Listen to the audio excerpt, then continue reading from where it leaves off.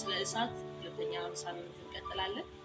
መጽሐፍ ቅዱሳችንን መጽሐፈ ነገሥት ቀዳማዊ ምዕራፍ 18 ላይ ያለውን እግዚአብሔርን ቃል ከቁጥር 21 ጀምሮ በጌታ በኢየሱስ ስም አነባለሁ። እንዲህ ይላል። ኤልያስም ወደ ሕዝቡ ሁሉ ቀርቦ እስከ መቼ ድረስ በሁለት ሐሳብ ተነክሳላችሁ? እግዚአብሔር አምላክ ቢሆን እርሱን ተከተሉ፣ በዓል ግን አምላክ ቢሆን እርሱን ተከተሉ አለ። ሕዝቡም አንዲት ቃል አልመለሱለትም። ኤልያስም ሕዝቡን አለ፣ ከእግዚአብሔር ነቢያት እኔ ብቻ ቀርቻለሁ። የበዓል ነቢያት ግን 450 ሰዎች ናቸው። 2 ወይፈኖች ይስጡን፣ እነርሱ 1 ወይፈን ይምረጡ፣ እየብልቱም ይቁረጡ፣ በእንጨት ላይም ያኑሩት፣ በበታቹ እሳት አይጨምሩ። እኔም እውነተኛውን ወይፈን አዘጋጃለሁ፣ በእንጨቱም ላይ አኖረዋለሁ፣ በበታቹ እሳት አልጨምርም። እናንተም የአምላካችሁን ስም ጥሩ፣ እኔም የእግዚአብሔርን ስም ጠራለሁ። ሰምቶ በእሳት የሚመልስ አምላክ እርሱ አምላክ ይሁን። ሕዝቡም ሁሉ ይህን ነገር መልካም ነው ብለው መለሱ። ኤልያስም የበዓል ነቢያት እናንተ ብዙዎች ናችሁና አስቀድማችሁ 1 ወይፈን ምረጡና አዘጋጁ፣ የአምላካችሁንም ስም ጥሩ፣ በበታችሁም እሳት አትጨምሩ አላቸው። ወይፈኑንም ወስደው አዘጋጁ። ከጠዋት እስከ ቀትር ድረስ በዓል ሆይ ስማን እያሉ የበዓልን ስም ጠሩ። ድምፅ አልነበረም፣ የሚመልስም አልነበረም። በሰሩትም መሠዊያ ዙሪያ እያነከሱ ያሸበሽቡ ነበር። በቀትርም ጊዜ ኤልያስ አምላክ ነውና በታላቅ ቃል ጮሁ። ምናልባት አሳብ ይዞታል፣ ወይም ፈቀቅ ብሏል፣ ወይም ወደ መንገድ ሄዷል፣ ወይም ተኝቶ እንደሆነ መቀስቀስ ያስፈልገዋል እያለ አላገጠባቸው። በታላቅም ቃል ይጮሁ እንደ ልማዳቸው ደማቸውን እስኪፈስ ድረስ ገላቸውን በካራና በቀጭኔ ይቧጭሩ ነበር። ቀትርም ካለፈ በኋላ መስዋዕተ ሰርክ እስኪደርስ ትንቢትን ይናገሩ ነበር። ድምፅ አልነበረም፣ የሚመልስ የሚያደምጥም አልነበረም። ኤልያስም ሕዝቡን ሁሉ ወደ እኔ ቅረቡ አላቸው። ሕዝቡም ሁሉ ወደ እርሱ ቀረቡ። ፈርሶ የነበረውንም የእግዚአብሔርን መሠዊያ አበጀ። ኤልያስም ስምህ እስራኤል ይሆናል የሚል የእግዚአብሔር ቃል እንደደረሰለት እንደ ያዕቆብ ልጆች ነገድ ቁጥር 12ቱን ድንጋዮች ወሰደ። ከድንጋዮችም ለእግዚአብሔር ስም መሠዊያን ሰራ። በመሠዊያውም ዙሪያ 2 መስፈሪያ እህል የሚይዝ ጉድጓድ ቆፈረ። እንጨቱንም በተርታ አደረገ። ወይፈኑንም በብልቱ ቆረጠ፣ በእንጨቱም ላይ አኖረው። 4 ጋን ውሃ ሙሉ በሚቃጠል መስዋዕትና በእንጨት ላይ አፍስሱ አለ። ደግሞ ድገሙ አለ። እርሱም ደገሙ። እርሱም ሶስተኛ አድርጉ አለ። ሶስተኛም አደረጉ። ውሃም መሠዊያው ዙሪያ ፈሰሰ። ደግሞ ጉድጓዱ በውሃ ሞላ። መስዋዕተ ሰርክ በሚቀርብበት ጊዜ ነቢዩ ኤልያስ ቀርቦ አቤቱ የአብርሃምና የይስሐቅ የእስራኤልም አምላክ ሆይ አንተ በእስራኤል ላይ አምላክ እንደሆን እኔ ባሪያ እንደሆንሁ ይህንንም ሁሉ በቃል እንዳደረግሁ ዛሬ ይገለጥ።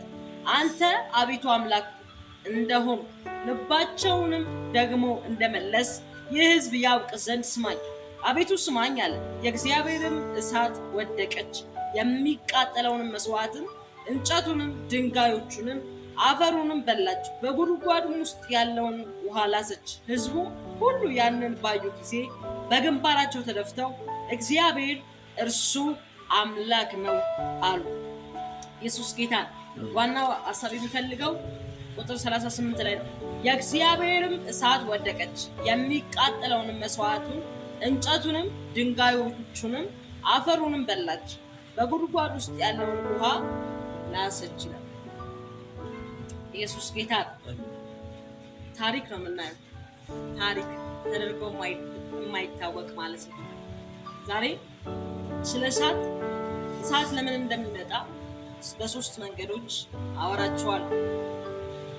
ኤልያስ አገልግሎቱን ከጀመረበት ጊዜ ጀምሮ መንገዱ በሙሉ ኢቭን ወደ ጌታ እስከሄደበት እስከተነጠቀበት ጊዜ ድረስ በእሳት የኖረና በእሳት ያገለገለ ሰው ነው። የሚያደርገው የሚንቀሳቀሰው እያንዳንዱ ነገር በእሳት ነበር። መጥቶ እግዚአብሔር አምላክ እንደሆነ እንዲታወቅ ሲፈልግ እሳትን ነው በሰምቶ በእሳት የሚመልስ እሱ አምላክ እንደሆነ በእስራኤል ይታወቃል።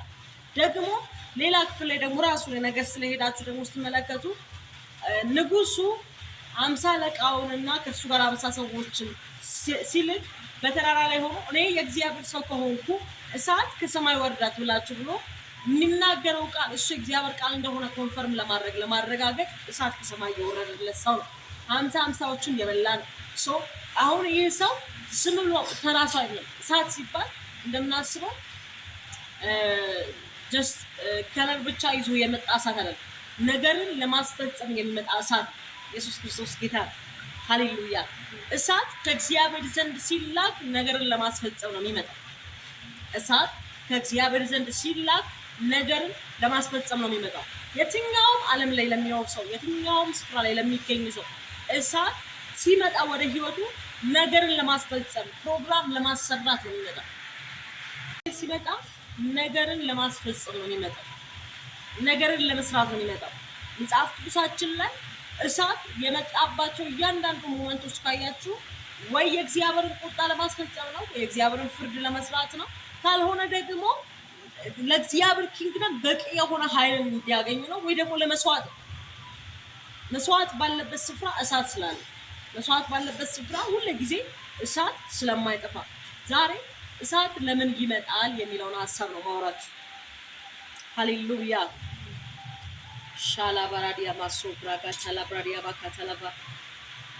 በመጀመሪያ እሳት የሚመጣው የእግዚአብሔር እሳት ለኪዳን ይመጣል ወደ ህይወታችሁ።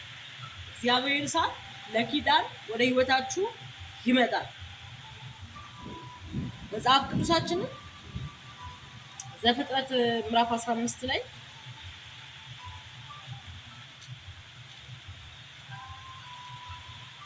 ሻላ ባጋ ታዳዳ ባራዲያ ማሶብራጋ ታብራዲያ ላብራጋዲያ ማካታላብራዲያ ማካታልባ 15:13 ላይ እንደዚህ ይላል። በጌታ በኢየሱስ ስም አነባለሁ። አብርሃምም ለኔ ዘር አልሰጠኸኝም፣ እነሆ በቤቴ የተወለደ ሰው ይወርሰኛል አለ። እነሆም የእግዚአብሔር ቃል እንዲህ ሲል መጣለት፣ ይህ አይወርስም፣ ነገር ግን ከጉልበት የሚወጣው ይወርሳል። ወደ ሜዳም አወጣውና ወደ ሰማይ ተመልከት፣ ከዋክብትን ልትቆጥራቸው ትችል እንደሆነ ቁጠራል፣ ዘርህንም እንደዚሁ ይሆናል አለ። አብርሃም በእግዚአብሔር አመነ፣ ጽድቅም ሆኖ ተቆጠረለት ይላል። ከዛም በኋላ ደግሞ ቁጥር 9 ላይ እንሄዳለን። እንደዚህ ይላል፣ እርሱም የ3 ዓመት ጊደር፣ የ3 ዓመት ፍየል፣ የ3 ዓመት በግ፣ ዋኖስም እርግብም ያዝልኛል። እነዚህን ሁሉ ወሰደለት፣ በየሁለትም ከፈላቸው፣ የተከፈሉትንም በየወገኑ ትይዩ አደረጋቸው። ወፎችን ግን አልከፈለም። አሞራዎችም በስጋው ላይ ወረዱ፣ አብርሃምም አባረራቸው። ፀሐይም በገባች ጊዜ በአብርሃም ከባድ እንቅልፍ መጣበት፣ እነሆም ድንጋጤና ታላቅ ጨለማ ወደቀበት።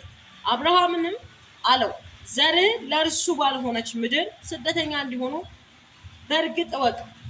ባሪያዎችም አድርገው 400 ዓመት ያስጨንቋቸዋል፣ ደግሞም በባርነት በሚገዟቸው ሕዝብ ላይ እኔ እፈርዳለሁ። ከዚያም በኋላ በብዙ ከብት ይወጣሉ። አንተ ግን ወደ አባቶች በሰላም ትሄዳለህ፣ በመልካም ሽምግልና ትቀበራለህ። ኢየሱስ ክርስቶስ ጌታ ነው።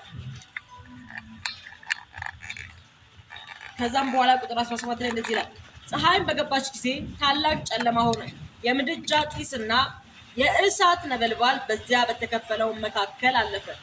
በዚያ ቀን እግዚአብሔር ለአብርሃም እንዲህ ብሎ ቃል ኪዳን አደረገ፣ ከግብፅ ወንዝ ጀምሮ እስከ ትልቁ ወንዝ እስከ ኤፍራጥስ ወንዝ ድረስ ይህችን ምድር ለዘር ሰጥቻለሁ። ቄናውያንን፣ ቄኔዛውያንን፣ ቀድሞናውያንም፣ ኬጣውያንም፣ ፌርዛውያንም፣ ራፋይንም፣ አሞራውያንም፣ ከነዓናውያንም፣ ጌርጌሳውያንም፣ ኢያቡሳውያንም ማለት ኢየሱስ ክርስቶስ ጌታ። አሁን እሳት በመጀመሪያ ህይወታችሁ ላይ ሲመጣ ለፕሮሚስ ይመጣል ብያቸዋል፣ ለቃል ኪዳን ይመጣል። አሁን አብርሃም ጋር እግዚአብሔር እሳት ይዞ እሳት መጥቶ ያንን ያቀረበውን መካከል በእሳት እንዲያልፍ በእሳት ነበልባል በዛ በተከፈለው መካከል እግዚአብሔር እንዲያልፍ ለናደረገው ሲባል አንድ ነገር አለው። አብርሃም እግዚአብሔርን እንደዚህ አለ፣ ከጉል ልጅ እሰጥሃለሁ ብለኸኛል አለ። ልጅ እሰጥሃለሁ ብለኸኛል። አሁን ግን ያለኝን ነገር ሊወርስ ያለው ኤሌዘር ከጉልበቴ ያልወጣው እሱ ያለኝን ነገር ይወስድብኛል። እሱ ያለኝን ነገር ሊወርስ ነው። ልጅ አልሰጠኸኝም ሲለው እግዚአብሔር ልጅን እንደሚሰጠው ቃል ሲገባልን ከሱ የሚወጣው ልጅ ደግሞ ጀነሬሽን ህዝብ እንደሆነ ቃል ሊገባለት ሲፈልግ እንደዚህ ያደረገ። በግ ውሰድ፣ ዋኖሶችን ውሰድ፣ ፍየልን ውሰድ፣ እያንዳንዱ ነገር ውሰድ አለ። ከዛስ በኋላ ሲባል እነዛን የወሰዳቸው ነገሮች ለሁለት ክፈል። በእስራኤል ባህል ቃል ኪዳን ሲገቡ ኪዳን ሲሆን አንድ በግ ከሆነ የሚሰዉት መስዋዕት በጉን ያቀርቡና በጉን ለሁለት ይከፈላል። ለሁለት ከተከፈለ በኋላ እነዛ ሁለት ሰዎች በዛ በተከፈለው ስጋ በበጉ ስጋ የአንዱ ክፍያ በዚህ አንዱ በዚህ ባለበት በዛ መካከል ያልፋሉ። በዛ በማለፋቸው ያ ኪዳን ጸናል። ያንን በማድረጋቸው ኪዳናቸው እርግጠኛ መሆኑ ኮንፈርሜሽን የሚያገኙበት ትክክለኛ ኪዳን መሆኑን የሚታወቁበት በዛ ሰው አብርሃምን እግዚአብሔርም ለአብርሃም ሲፈልግ ኪዳኔን እንደምጠብቅ ኪዳኔን እንደማድረግ እንድታውቅ ይህንን ነገር አድርጋል። በሁለት በኩል ከፈላቸውና አደረጋቸው እንደዚህ። በዛ መካከል ላይ ለአብርሃም ከባድ እንቅልፍ ወደቀበትና አብርሃም ተኛ። ኪዳንን እየጠበቀ ነው ያለው። እግዚአብሔር ከሱ ጋር አብሮ ኪዳን እንዲያደርግ እየጠበቀ ነው ያለው። አብርሃም እግዚአብሔርን ኪዳን እግዚአብሔርን ቃል እግዚአብሔር በመካከሉ እንዲያልፍ ነው እየጠበቀ ያለው። ነገር ግን በመካከሉ እግዚአብሔር አንድ ነገር አደረገ። አብርሃም ላይ ከባድ እንቅልፍ ጣለበት። ኢየሱስ ጌታ አብርሃም ላይ ከባድ እንቅልፍ ጣለበት። ከዛ በኋላ እንደዚህ ነው ያደረገው። አብርሃም በተኛ ጊዜ እንቅልፍ በወደቀበት ጊዜ እግዚአብሔር ብቻውን መጣና በዛ በእሳት ነበልባል አለፈ ይላል። በተከፈለው ኪዳን ባለበት ቦታ ላይ አለፈ። ለምን ሲባል ምናልባት አብርሃም ለእግዚአብሔር ሳይታመንለት ቀርቶ አብርሃም ኪዳኑን ሊያጥፍ ይችላል። እግዚአብሔር ግን ኪዳኑን የማያጥፍ ታማኝ አምላክ እንደሆነ ራሱ ሊያሳውቅ ሲፈልግ እሱን አስተኝቶ እሱ አለ። ምክንያቱም እኔ ታማኝ ነኝ አለ። ኢየሱስ ክርስቶስ ጌታ። ስለ ኪዳን ሌላ ጊዜ በደንብ ዲቴል አስተምራችኋለሁ። ኪዳኑን እግዚአብሔር ማድረግ ስለፈለገ በዛ መካከል እግዚአብሔር ብቻውን አለ። ለምንድን ነው እግዚአብሔር ብቻውን ያለፈው ሲባል እግዚአብሔር በዛ መካከል ብቻውን ያለፈው አብርሃም ከዛ ኪዳን በኋላ ከሳራ ሳይሆን ከአጋር ልጅን እንደሚወልድ ስለሚያውቅ ሄዶ ተስፋ ከተገባላት ከሳራ ሳይሆን ሌላ ልጅ እንደሚኖረው ስለሚያውቅ አንተ እንኳን ባትታመን የሳራን ቃል ሰምተህ ሄደህ እስማኤልን የምታመጣ እንኳን ብትሆን እኔ ግን ስለ ቃሌ ታማኝ ስለሆንኩ ብቻዬን በእሳት መካከል አልፋለሁ። እግዚአብሔር ለታማኝነቱ በእሳት መካከል አለ። እግዚአብሔር ብቻውን በህይወታችሁ ላይ ለገባላችሁ ለተናገራችሁ ለተስፋ ቃል መልስ መስጠት ሲፈልግ እናንተ ተገኙልን ብሎ ስትገኙ ስትንበረከኩ እሱ በእሳት መልስ ይመልስላችኋል። ቪዥዋል የሆነ እሳት ህይወት ላይ ሲመጣ ለፍርድ የእግዚአብሔር እሳት ይመጣል። ዘፍጥረት ላይ እግዚአብሔር ሰዶምን ያጠፋበት በእሳት አይደል? በእሳት ነው ሙሉ ከተማዋን ያጠፋው። ለምንድን ነው ሲባል እግዚአብሔር በዛ ከተማ ላይ እርኩሰታቸው ስለበዛ፣ ኃጢአታቸው ስለበዛ፣ አመፃቸው ስለበዛ እግዚአብሔር ያንን ህዝብ መቅጣት ሲፈልግ ሎጥን ከቤተሰቡ ጋር አስወጥቶ ባለቤቱ ጨዋው እንደሆነ ቀርታለች። ከነሱ ሙሉ ከተማው በእሳት ነው የቀጣው። የእግዚአብሔር ፍርድ ሲመጣ በእሳት ነው ህይወታቸው ላይ ከተማው ላይ ታንጀብል የሆነ እሳት ለፍርድና ለቅጣት ይመጣል። የእግዚአብሔር ፍርድ በእሳት መልኩ ይመጣል።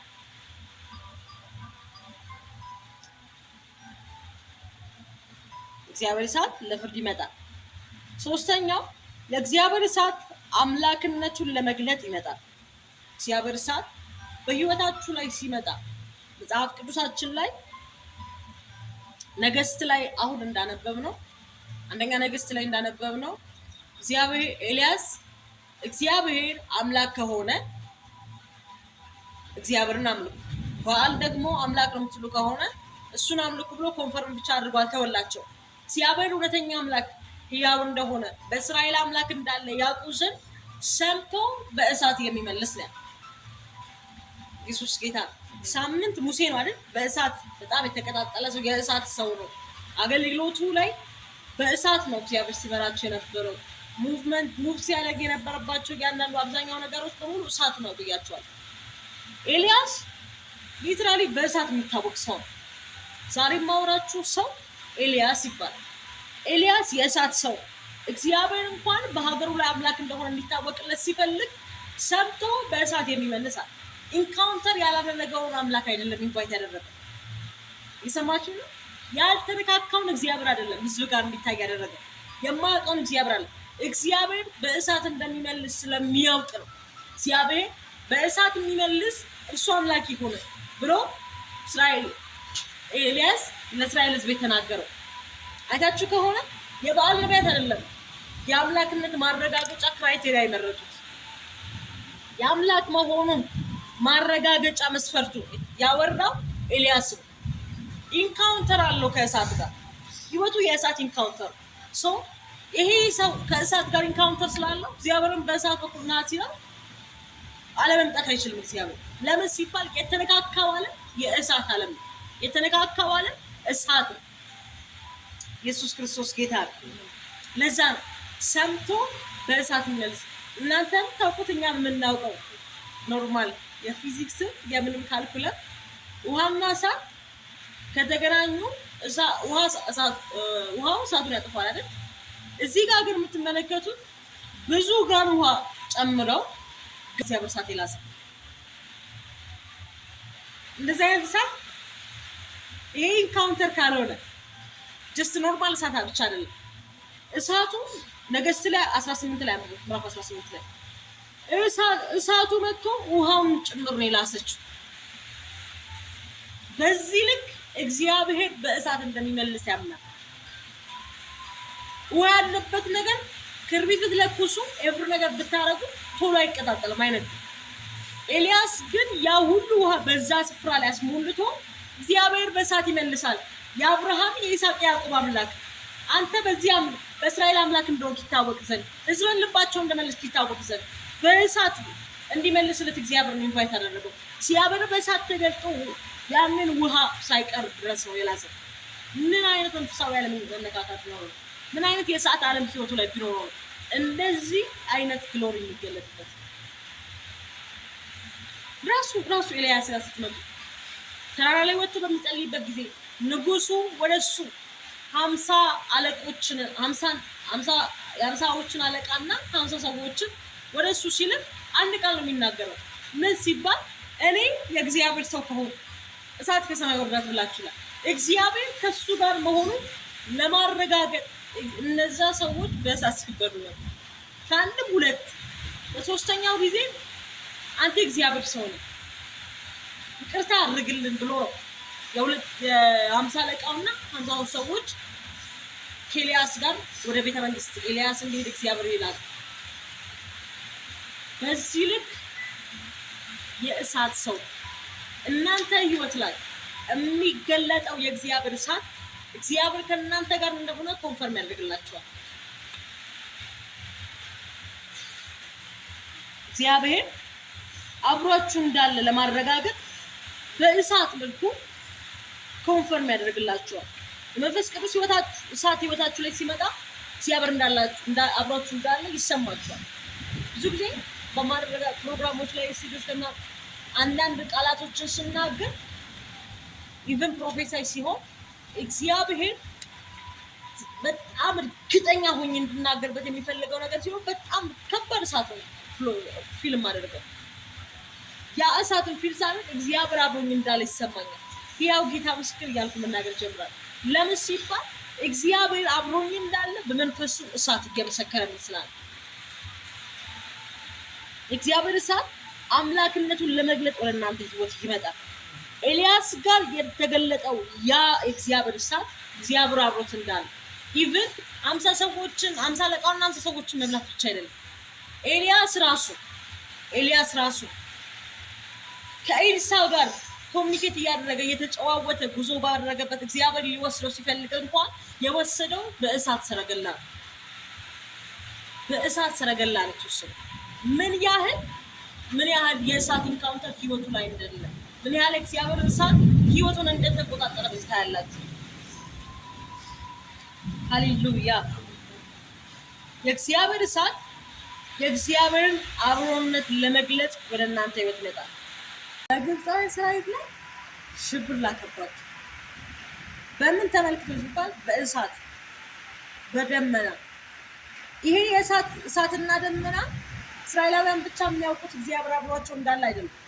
ቁጥር 25 በኋላ 26 ስታነቡት 27ንም ስታነቡት እግዚአብሔር ለእስራኤል ወግኖ ግብፃውያን ላይ እንደተነሳባቸው ግብፃውያን ራሱ አወቁ። በምን ሲባል በዛ በሚታየው በእሳትና በደመና አምድ እግዚአብሔር እንደተመለከታቸዋል። በዛ መካከል ለእግዚአብሔር ፍርዳይ በዛ መካከል ላይ እግዚአብሔር አብሯቸው እንዳለ ሰው ንሻል። ለምን ሲባል እግዚአብሔር አብሯቸው እንዳለ በዚህ እሳት ይታወቃል። እግዚአብሔር አብሯቸው እንዳለ ይህ ምልክት መጥቷል። እግዚአብሔር እሳት ህይወታችሁ ላይ ሲመጣ እግዚአብሔር አብሯችሁ እንዳለ ኮንፊርም ያደርግላችኋል። እግዚአብሔር ከእናንተ ጋር እንዳለ ኮንፊርም ያደርግላችኋል። ለዚህ ነው ሐዋርያት ሥራ ላይ እነ እስጢፋኖስ ላይ መንፈስ ቅዱስ በኃይል ከወረደባቸው በኋላ ያደረጉት ነገር ምንድን ነው ሲባል እነ እስጢፋኖስ